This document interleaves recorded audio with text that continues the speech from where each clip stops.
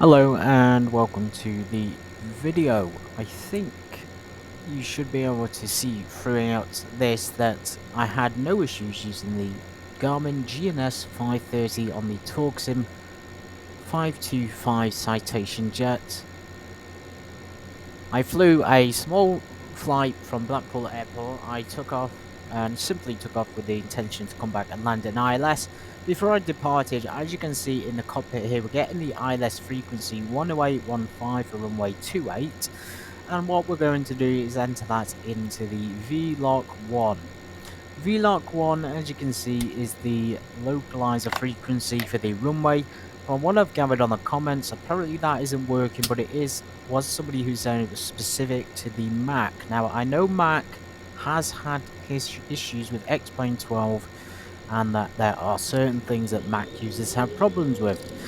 However, I had no issues doing the ILS landing at Blackpool as a practice just to see whether it worked. I haven't been using the GNS 530, I've been using the basic panel in the 525 Citation Jet. So of course I entered the frequencies in and prepared to taxi.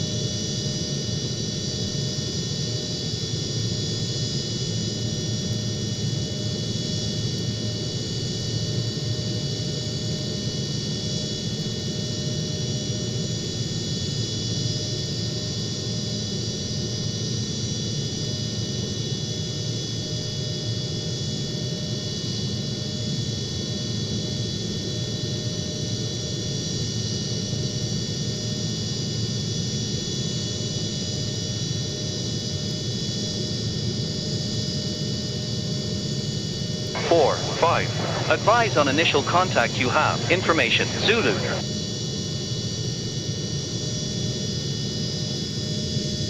Blackpool, information, Zulu. 1650, Zulu. Arriving, runways 1013. Departing, runways 1013. Wind 160 degrees, 10 knots. Visibility more than 10 miles. Sky conditions, view at 3,900. Temperature 7. Dew point 4. QNH 1002. Transition level, flight level 045. Advise on initial contact you have. Information, Zulu.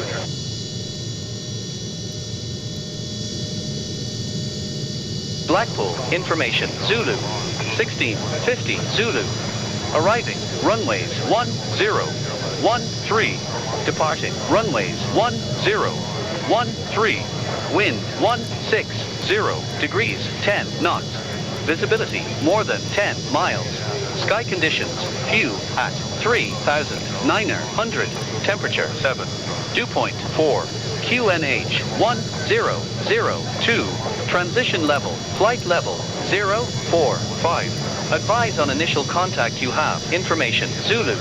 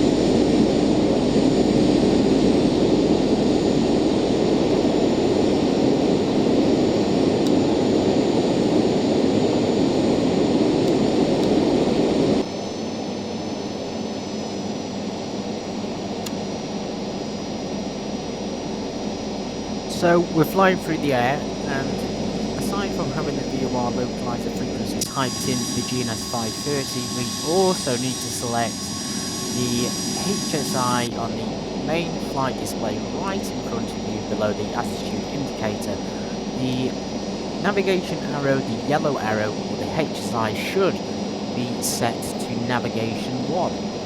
You can either select this to navigation 1 or to FMS. In order for it to follow the frequency in the GNS 530, you have to have navigation 1 selected, otherwise it will not follow the ILS frequency. And of course, just above the DMA marker, VOR marker, DMA marker, whatever you would like to call it, beside that on the left hand side we have a localizer as well, which can be set to the runway course, in this case runway 28. And then when we get on the horizontal and vertical glide slope, it should center and should be pointing in the runway direction. Of course, you want to be at the right altitude. You will also probably want to have your navigation switch selected prior to entering the glide slope area, and then once you get to the glide slope, you'll be ready to engage approach mode.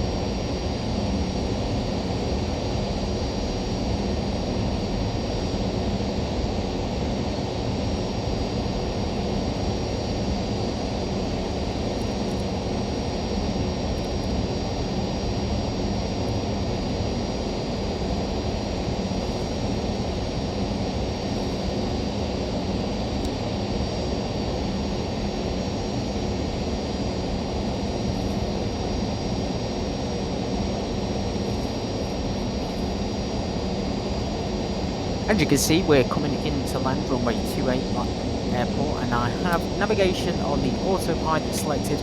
I also have the altitude held at the correct altitude for the ILS. In this case, 2,500 feet is absolutely fine.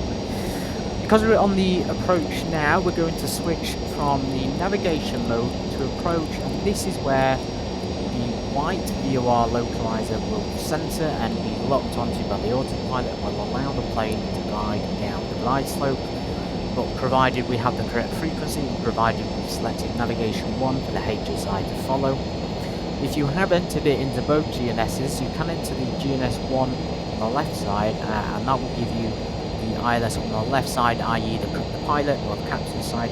If you enter it on the right side, i.e. the right GNS 530, it will come on the right side HSI as VOR 2, but of course we're only focused with the captain's side today. So you'll see we'll press the approach button and it should start descending.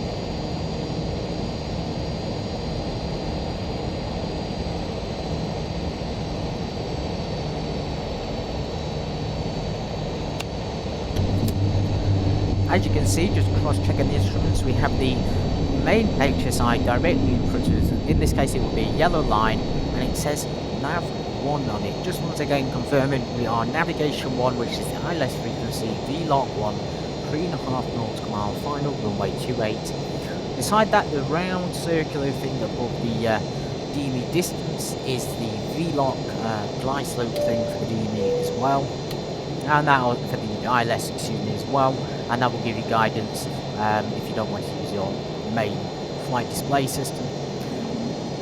In this case, I'm not sure how crucial the transponder is. Obviously, you should have it in altitude mode in the air, but perhaps it's not necessary. Anyway, getting back to the point, if it isn't working, then I suspect it may just be programmed incorrectly, although if you know how to program it, and it seems to be happening on a MacBook, that tells me that there probably is something there with a MacBook, possibly not working. But as long as you followed what I said in this short video, you should be able to fly a successful ILS, as long as everything is set to the correct thing.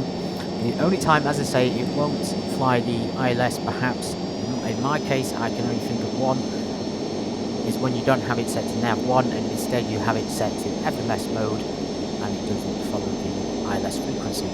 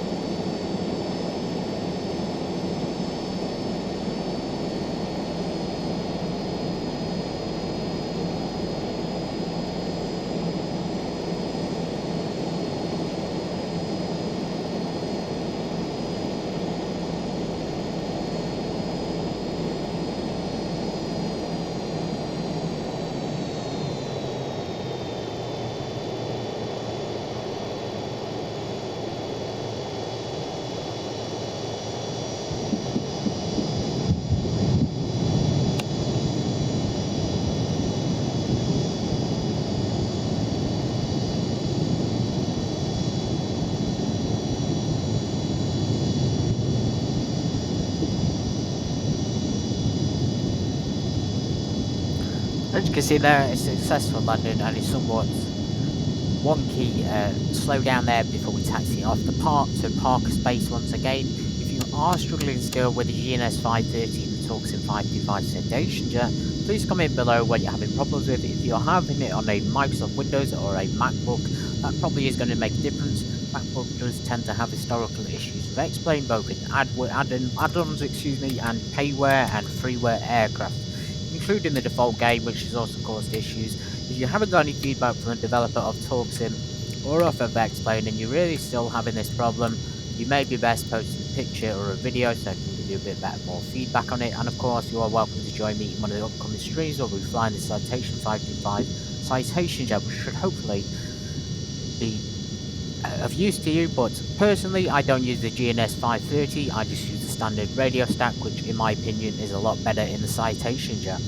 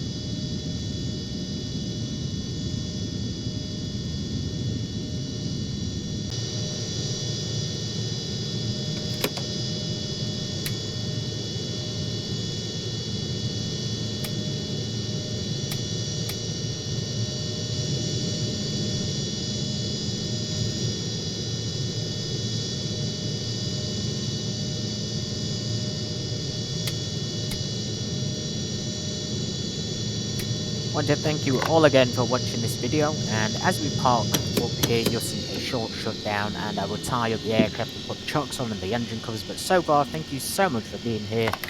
Any questions you have, you're still having issues again, just pop it in the chat and stick around for the upcoming streams on this aircraft. Thank you so much for being here. Take care until the next one.